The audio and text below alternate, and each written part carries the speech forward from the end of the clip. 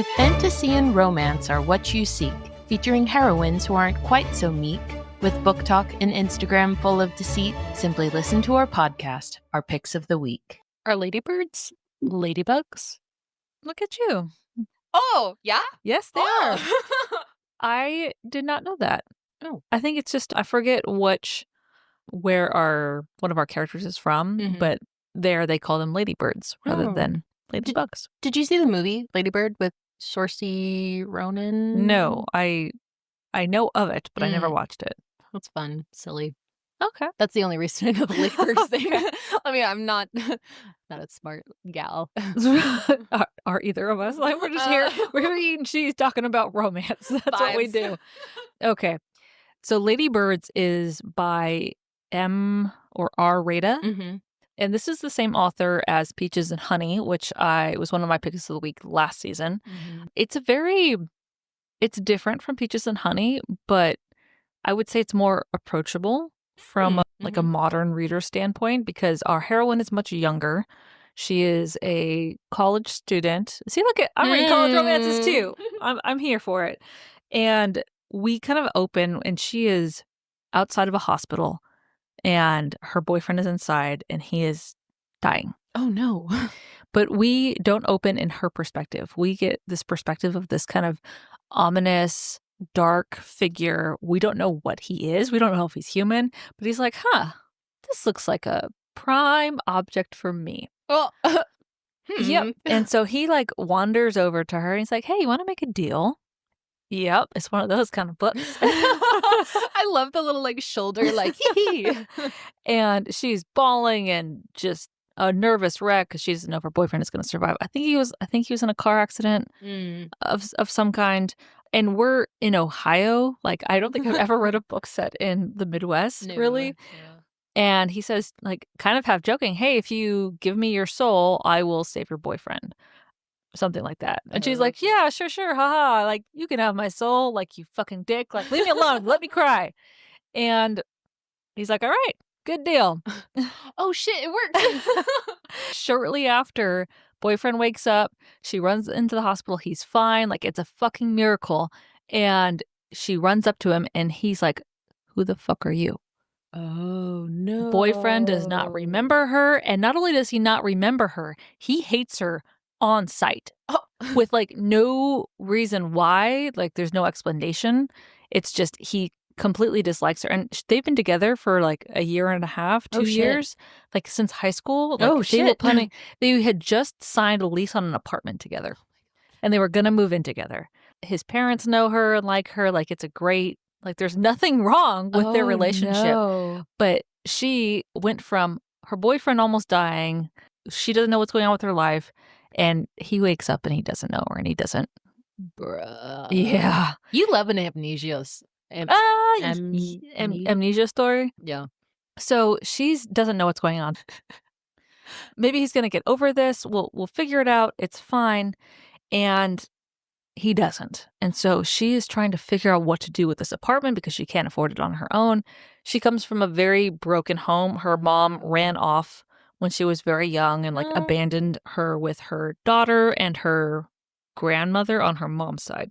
And so her dad is an alcoholic. Oh, bruh. It's an interesting way she built the father character because you can see he's got issues, but he's trying to be a good dad, but he can't get over his own issues. Yep. So it's like a very gray character, and you kind of see where they're both kind of erring.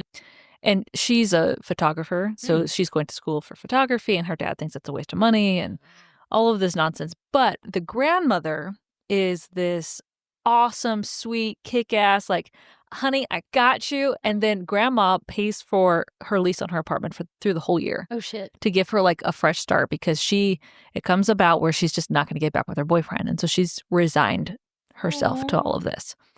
And then she's in her new apartment unpacking, and then there is a strange man sitting in the apartment with her, and he is wearing old clothes from like a century before. He's like in his 20s, and he's kind of suave and dark and like, oh. And interesting. She's the only one who can see him. And it is the same man who offered her the deal in front of the hospital. Oh. Yeah. Okay. Kind of like Belladonna coded. Got it. Yep, pretty much. And then we proceed them living together. Like he's in her apartment, like attached to her, and no one else can see him, hear him, just her. And so he goes to her college classes with her, and he's like bored out of his mind, and he has all of this. It was hard to kind of relate to this, but she is a great photographer, but a really poor like English student. Oh. Like she hates English lit. She doesn't want to read. She doesn't like any assignments, and he helps her because he's like from the 19th century. So it's like... all of the books that they're talking about, like, hey, this is popular literature. So we get some cute like romance between them as you start seeing it build, and they get closer and closer. And she tries to exercise him, like she sprinkles salt all over her apartment, like burns some sage. Oh my God. And then it's like, open a window, please. It's her getting over this demon ghost thing who she's attached herself to, and like them slowly growing closer and closer and closer until they fall in love. Except the ex-boyfriend, turns into like a crazy demon stalker type and comes to the apartment and tries to break her door down because he hates her. What? So that's going on. And yeah, it's their romance, and somehow she has to figure out how to save this ghost. Oh my God. Type. This might be like a little meta, but this sounds like a weird combination between both of our Tawdry Tuesday picks, the Dixon rule and sensual summoning. Yes. Right? It's actually right in between. Yeah, like crazy ex-boyfriend and then like a demon It is almost like a perfect hybrid. Holy cow. Yeah. So if you like this book, those two are available on our Patreon. I will say this is a very clean book. Okay, yeah. So not a sensual summoning. If you are not, this not like that. That's a rated R. Dixon rule is also... Yeah. So this is clean, but the writing is great. I didn't love the heroine, but she's readable, which is like, okay, like, great. What didn't you like about her? She's just, I think, not... She's probably the type of girl like we would be friends with, like we would like. But... Where are you going with this?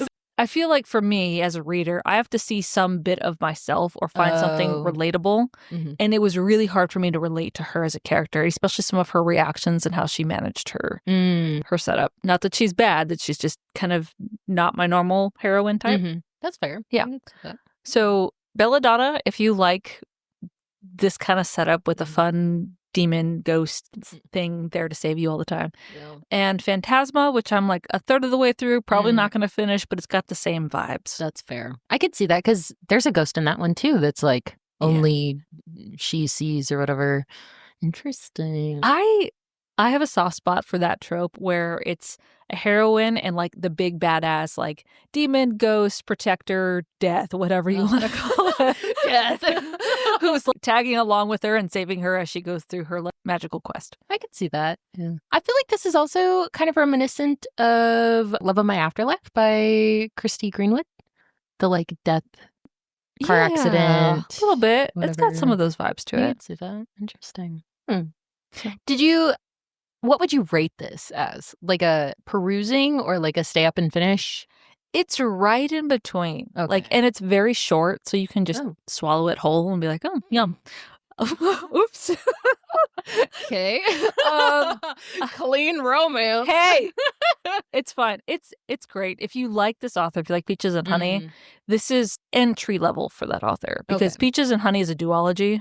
I think it's a little bit heavier. Is that one romantasy? That one is pure romantasy, and it's a similar trope in the sense that like the god of misfortune or death or something is following the heroine through the centuries. Interesting. She's got a type, right? Raeta.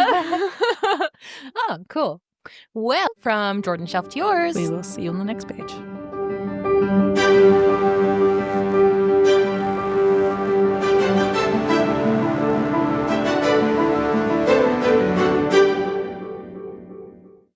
Hi, readers. Like what you've been hearing? Check out the Spice Archive at notanotherheroine.com to see all of our reviews and ratings. And if you'd like to support our growing library, find us on Patreon and get access to exclusive bonus content. If you'd like to just listen, we post new episodes every Monday and Wednesday on Spotify, Apple, and Amazon. Thanks for listening.